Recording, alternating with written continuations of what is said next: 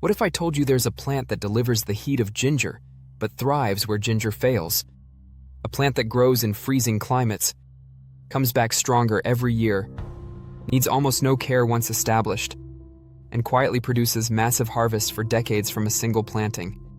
This root doesn't just survive cold, it welcomes it, buried under snow, temperatures far below freezing.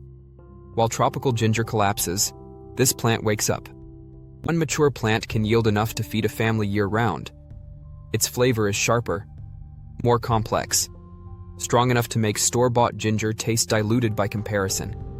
Asian cultures have relied on it for over 3,000 years, not just as food, but as medicine. They knew its value long before global spice markets existed.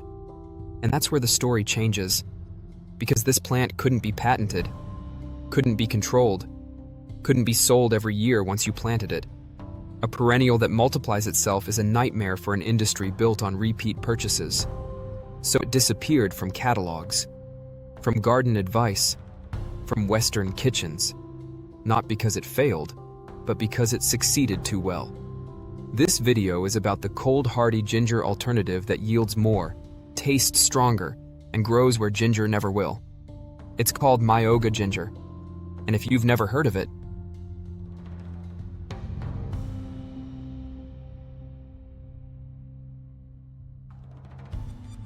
that was never an accident. Let me show you what it actually does. Because Myoga ginger doesn't announce itself the way tropical ginger does. It doesn't sit on store shelves, it doesn't come wrapped in plastic, and it doesn't behave like the ginger most people think they know. Myoga is a perennial cousin of tropical ginger, but it plays by an entirely different rulebook. Where store-bought ginger demands heat, protection, and constant replanting, Myoga is built for permanence. Cold doesn't kill it. Winter doesn't weaken it. In fact, snow is part of its survival strategy. This plant lives underground. All year, its real strength sits beneath the soil in thick rhizomes. When winter arrives, everything above ground disappears completely, not as a failure, but as a retreat. Then, every spring, it returns stronger than before. Taller, thicker, more established. That cycle can repeat for decades. That's your first identifier. If it comes back reliably after deep freezes, you're not dealing with tropical ginger. The second clue is how it spreads. Myoga doesn't need help multiplying. Once planted, a single rhizome slowly expands outward, forming a permanent patch. Over years, not seasons, that patch becomes increasingly productive. What begins as a small planting quietly turns into a dependable harvest, without replanting, without special treatment. And then there's where it grows. Most vegetables fight for sunlight. Myoga avoids it. Partial shade, dappled light, even the north side of a building. These are ideal conditions. If you find a ginger-like plant thriving where peppers and tomatoes would fail, that's another sign you're looking at something different. Now look at what it produces. In spring, slender shoots emerge with a texture similar to asparagus, but carrying a clean, unmistakable ginger heat. Later in the season, something rarer appears. Tight, torpedo-shaped flower buds form near the soil line. These are considered the plant's crown jewel, crisp, aromatic, and intensely flavorful, with notes of spice and floral sharpness.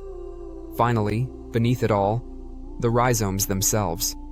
Sharper, stronger, more aromatic than tropical ginger, a flavor that doesn't fade with cooking. This plant was never unknown. In fact, it appeared in American seed catalogs in the early 20th century under names like Japanese ginger and Myoga. But after World War II, it quietly vanished. Cultural backlash played a role, but economics finished the job. A perennial that survives cold, multiplies itself, and feeds people for decades is impossible to monetize. You can't patent it. You can't force yearly purchases. And you can't sell failure when success grows permanently. So it wasn't banned. It was erased. Which is why identifying Myoga ginger today feels like rediscovering a secret, one that never stopped working. At first glance, Myoga ginger and tropical ginger seem like they belong in the same category. They share a name. They share a flavor family. And that's where the similarity ends. because these two plants are built for completely different worlds. Tropical ginger is fragile by design. It evolved in warm, humid environments where temperature barely moves and soil never dries out. Take it out of that bubble, and it struggles. In most climates, it behaves like an annual. Planted in spring, harvested once, then lost to the first hint of cold. Below 50 degrees, it slows. At frost, it dies. Myoga doesn't react that way. It disappears. And that difference matters. When winter comes, Myoga retreats underground, where temperatures remain stable. Snow becomes insulation. Cold becomes irrelevant.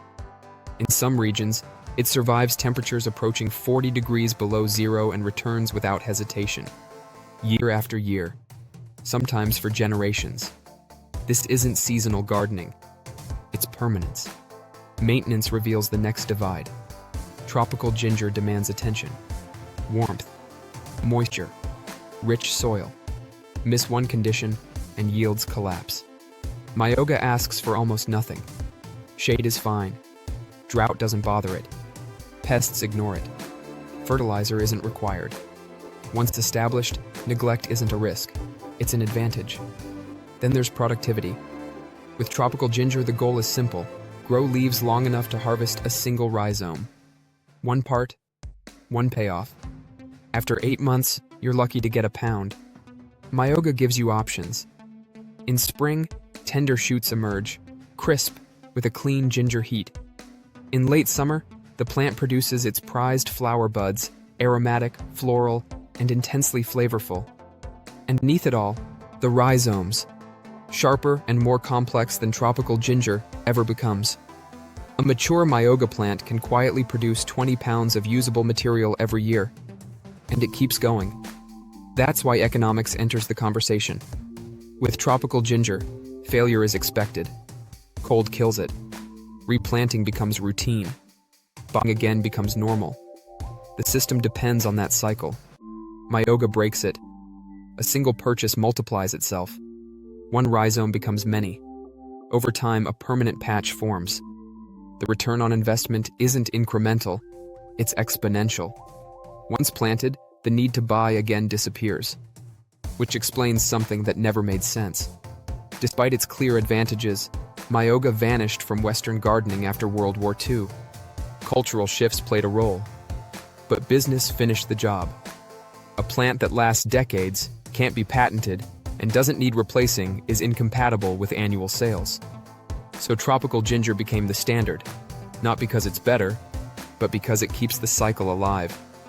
And once you see that comparison clearly, the final question becomes unavoidable. If Myoga is stronger, easier, and more productive, why would anyone go back?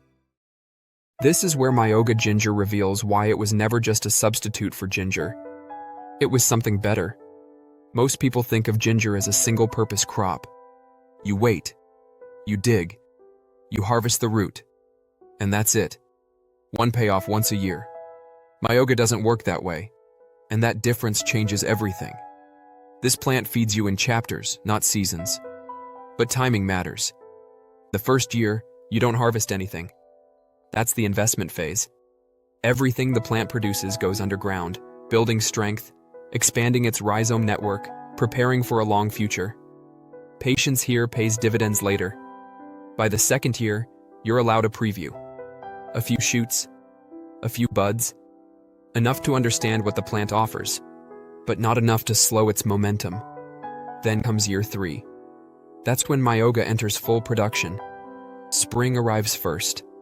Between April and early summer, tender shoots push up through the soil. These are harvested young, before the leaves unfold, while the texture is still crisp. The flavor is unmistakably ginger-forward, but cleaner, fresher, almost green. Slice them thin for salads, toss them into stir-fries, or fry them lightly in tempura. This is ginger as a vegetable, not just a spice. Late summer brings the crown jewel. Near the base of the plant, thick, torpedo-shaped flower buds emerge directly from the soil. These are the premium harvest, crisp, aromatic, and floral. In Japan, they're treated with respect. Sliced raw, pickled lightly, floated in soups, or used as sushi garnish. Harvest every bud you see. Doing so doesn't weaken the plant. It encourages more growth. Then autumn arrives. Beneath everything, the rhizomes have matured. Sharper than tropical ginger. More pungent. More aromatic. When harvesting, you never disturb the center. You dig from the edges, taking only what you need, and leaving the heart of the patch intact. That's how the plant keeps expanding year after year. By this stage, a single mature plant can quietly produce up to 20 pounds of usable material every year, spread across 3 harvests, 3 flavors, 3 purposes. And that's the real secret. Myoga isn't about replacing ginger. It's about redefining what a food plant can be when it's allowed to stay. Not rushed, not exhausted, not reset every season. A plant gives more the longer you let it live.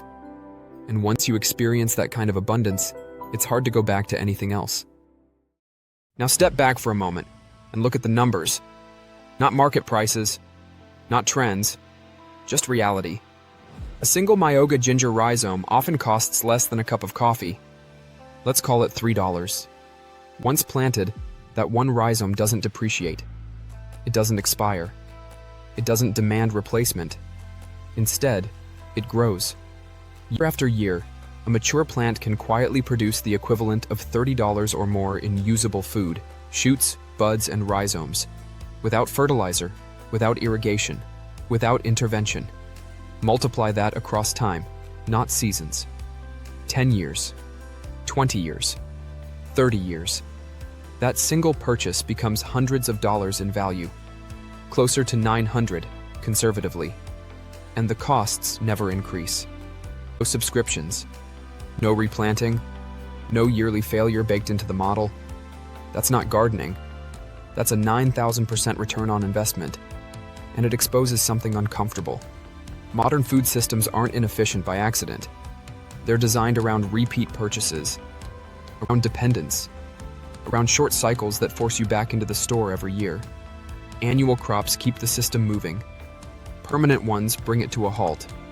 Myoga does exactly that, which is why the most important step isn't planting it, it's sharing it. This plant doesn't need marketing. It spreads the old way, through division. One patch becomes 2, 2 become 4. And suddenly, neighbors aren't customers anymore. They're collaborators. Knowledge moves locally. Food security stops being abstract and becomes visible. This is how resilient systems actually form. Not through scale, through permanence. Every time you divide a plant and give it away, you weaken the dependency loop. You replace consumption with continuity. You trade isolation for resilience. And that's the real action plan. Stop thinking in seasons. Stop thinking in purchases. Start thinking in decades. Permanent food systems don't just feed people, they free them. They turn gardens into assets, communities into networks, and knowledge into something that can't be erased by a catalog disappearing. Myoga ginger isn't just a plant. It's a reminder. Food doesn't have to be rented. It can be owned, shared, and passed forward. And once you experience that, once you taste a system that gives more the longer it's allowed to live, the idea of starting over every year stops making sense. That's how independence begins.